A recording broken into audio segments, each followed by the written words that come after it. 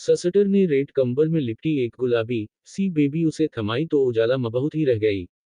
Hi baby, खाला अजहर, वो वारी सदक़े गई। सबसे पहले बाबा की बारी, वो एक्साइटेड सी बाहर आई। मीर हादी जो आंखों पर हाथ रखे बैठा था, इसके कंधे पर हाथ रखा। वो सीधा हुआ और हैरत से उजाला की गोद में मौजूद इस गुलाबी से नन्हे मुन्ने वजूद को देखा, जो अब बारीक सी आवाज निकाले कड़वी सी शक्ल बनाकर रोने की तैयारी में था। जैसे माँ की तरह इसकी भी कोई नाराजगी हो अपने बाबा से और बाबा की ये मीटिंग उसे कुछ खास पसंद ना आई हो। मीर हादी ने अपनी मोहब्बत के वजूद से बने इस वजूद को देख दुनिया भुला दी। उजाला ने नरमी से उसे मीर हादी की गोद में थमाया। मीर हादी ने उसे बाहों में भरा। आली भी उसे परशौक निगाहों से देखता करीब आ गया। बाप बनने का सिख और खुशी क्या होती है क्या एहसास होता है, ये वो कभी भी अल्फाज में बयान नहीं कर सकता था। खासकर अपनी ही कार्बन कॉपी को अपनी ही गोद में देख किया महसूस होता है।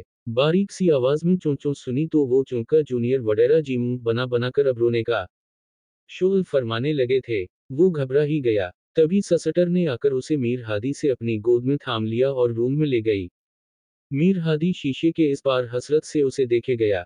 उजाला अंदर इसके बेड तक आई थी। लीजा, लोयजा, उसने लोयजा के गाल थपथपाने। इसने निदा सी आंखें खोलें। वो फिर फूट फूट कर रोटी थी। उजाला इसके सरहाने बैठ गई।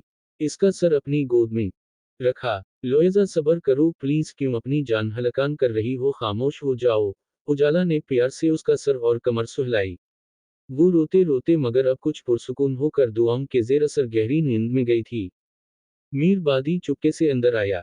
उजाला ने मीर हादी का धुआं धुआं चेहरा देखा, नरमी से उसका सर तकिया पर रखा और कमरे से बाहर निकलती चली गई। वो धीमे शिकस्ता कदमों से उसके करीब आकर बैठा।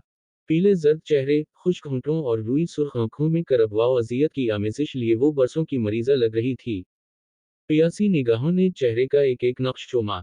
हेलो मेरी जान, धीमे सरों में सरगोशी की झुककर नरमी से माथे पर तशना लब रखे। बहुत छोटा लफ्ज है सूरी, लेकिन फिर भी कहना चाहूंगा आम सूरी फॉर एवरीथिंग मेरी जान। इसका चेहरा हाथों में थामा।